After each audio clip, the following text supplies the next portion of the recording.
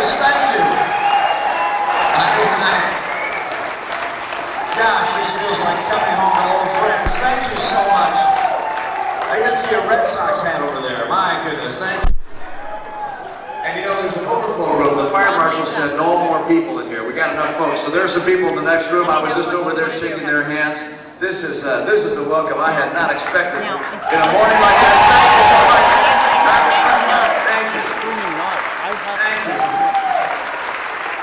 Thank you to Congressman Shaw and to the Chief Financial Officer, Hector, are you there? For welcoming me and endorsing me today. I appreciate their help and your help today.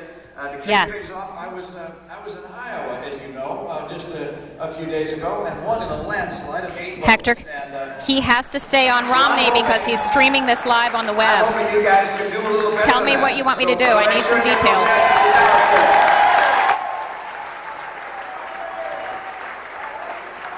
Got a good send-off from New Hampshire. Very excited about the New Hampshire votes, and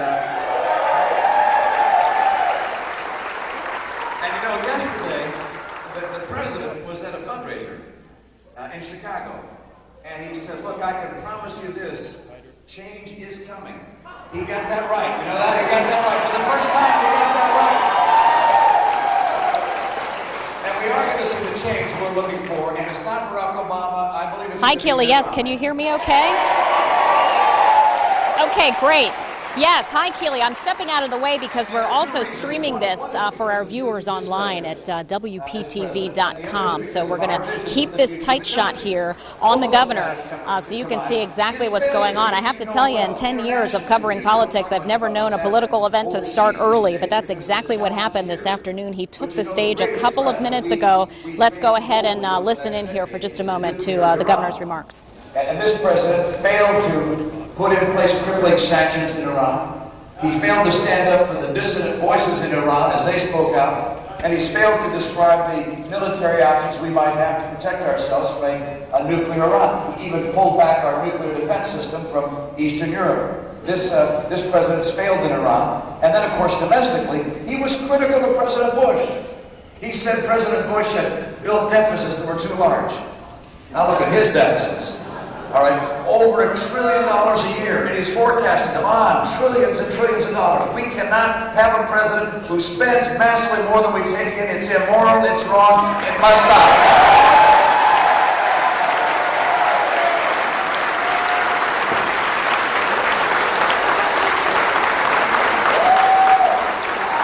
And then of course, the crisis in jobs in this country. We've had 3 years now with unemployment above 8%. Now look back, by the way. You remember 3 years ago, the newly elected president said, let me borrow $787 billion. I'll keep unemployment below 8%. And it hasn't been below since. This president has failed the American people. And unemployment is not just a statistic. Being unemployed for a long period of time means families having a hard time making ends meet.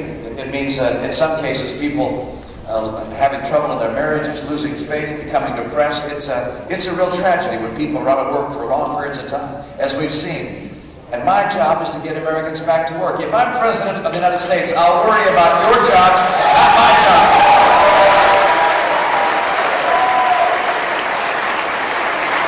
You know, he said just after his inauguration, he was on the Today Show. And he said, if I can't get this economy turned around in 3 years, I'll be looking at a one-term proposition. We're here to collect. We're here to collect.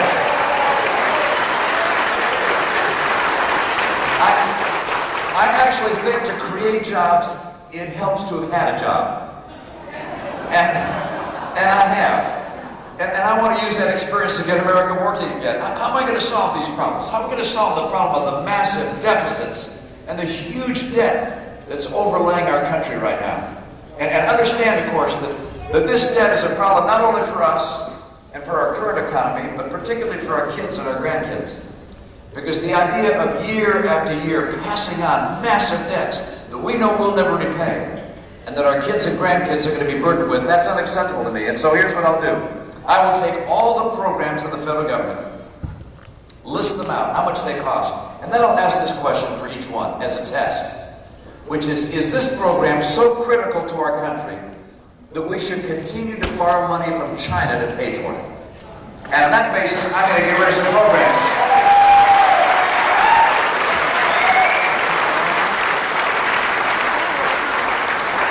Some programs are easy to get rid of. First one I'll get rid of is Obamacare. We'll get rid of that. That's $100 billion a year.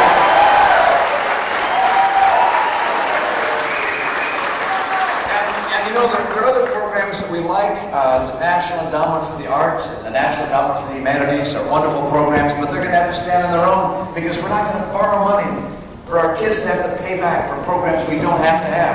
And by the way, I like PBS. I like Big Bird, you know, I like Bert and Ernie and Big Bird, but you know, we give money from the government so they don't have to have advertising. I'm afraid Big Bird is going to have to get used to Kellogg's cornflakes. We're going to have to, we just can't keep borrowing and borrowing and borrowing and pretending like there's no tomorrow.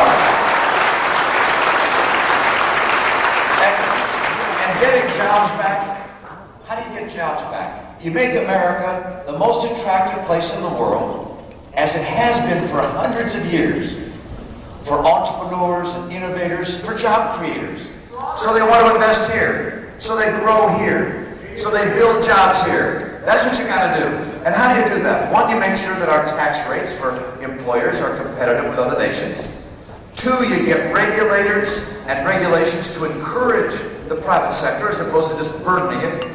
Three, you open new markets for American goods, and you crack down on cheaters like China that steal our intellectual property, our designs and patents.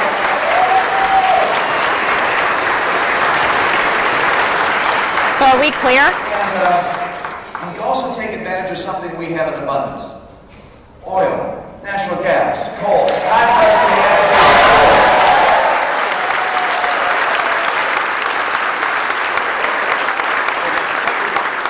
The president's run out of ideas, and he's running out of excuses. And in 2012, with your help, he's run out of time. Look at that job done.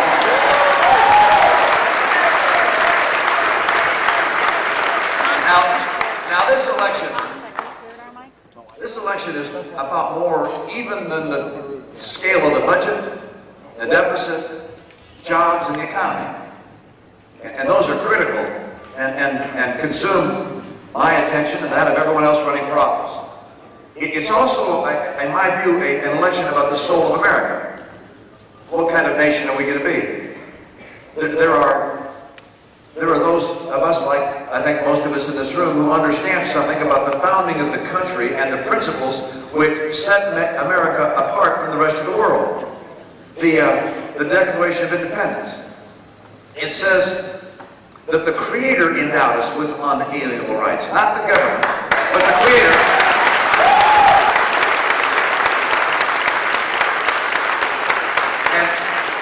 And among those rights were life, liberty, and the pursuit of happiness.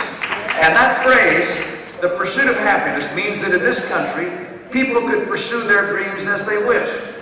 That the circumstance of birth would not be a barrier. That government couldn't tell us how to live our lives. We would be free. Free in who we elected to office, but also free in the course of life we choose to take.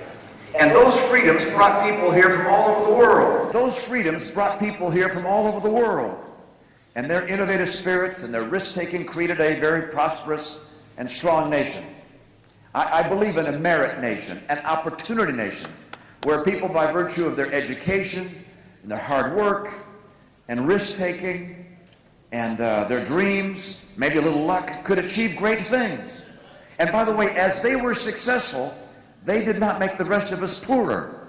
Their success actually lifted the rest of us as well.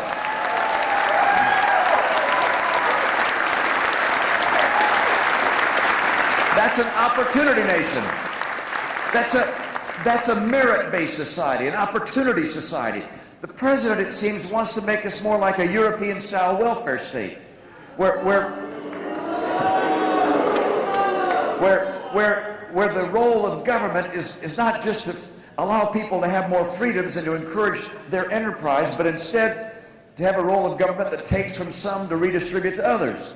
And that entitlement society would change the nature of America. That's why he has said that he wants to fundamentally transform America. I don't want to transform America. I want to restore to America the principles that made us the hope of the earth.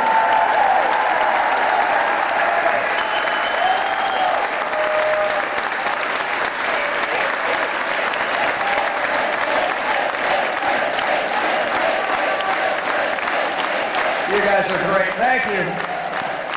Now, I love this country. I really love this country. When I was a boy, my mom and dad put us in their car, my brother and sisters and I, and drove us to the national parks. They wanted us to see the beauty of this land. And they told us the stories about the nation's founding. I fell in love with America then. And I fall in love with the people of America over the years. I love America's, if you will, national hymns. Not just our national anthem, but also one of my favorites, America the Beautiful. And what are the verses? Oh, beautiful for spacious skies, for amber waves of rain, for purple mountains' majesty. Now, you have the spacious skies here. I used to joke in Iowa that corn counted as an amber wave of rain. New Hampshire has the purple mountains, so we're pretty well covered. But there are other verses I love. Oh, beautiful for heroes proved in liberating strife, who more than self their country love, and mercy more than life. How many veterans in this room are members of the armed services? Thank you for your service. Thank you. Thank you. Thank you much. And there's another verse that has always struck me. Oh, beautiful for patriot dream that sees beyond the years. Those who founded this country did not establish principles which were temporary in their impact, but enduring. And I believe in America right now that people recognize, with all of the differences between the different candidates and the Republicans and Democrats, we want people who believe in the founding principles, who will take the Constitution as the blueprint for their administration, who love the principles of the Declaration of Independence, and I do.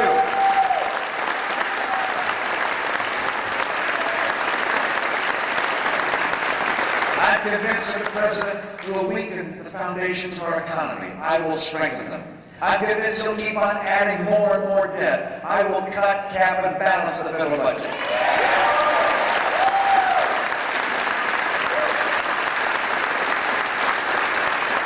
I see a president who has appeased some of the worst actors in the world, like Ahmadinejad. I will stand up for the people who demonstrate in the streets for freedom around the world.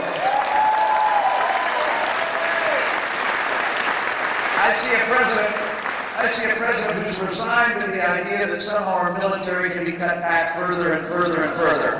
My own view is we must continue to have a military that is without question the most superior in the world. I will invest in a military.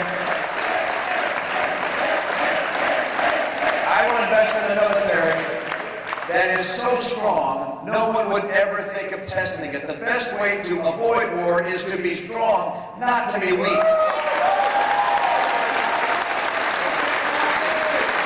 And so this election, oh, by the way, the other thing, this president has found it acceptable to be critical of our friends. He went to the United Nations and criticized Israel for building settlements, had nothing to say about Hamas launching thousands of rockets into Israel. If I'm president of the United States, we will stand with our friends.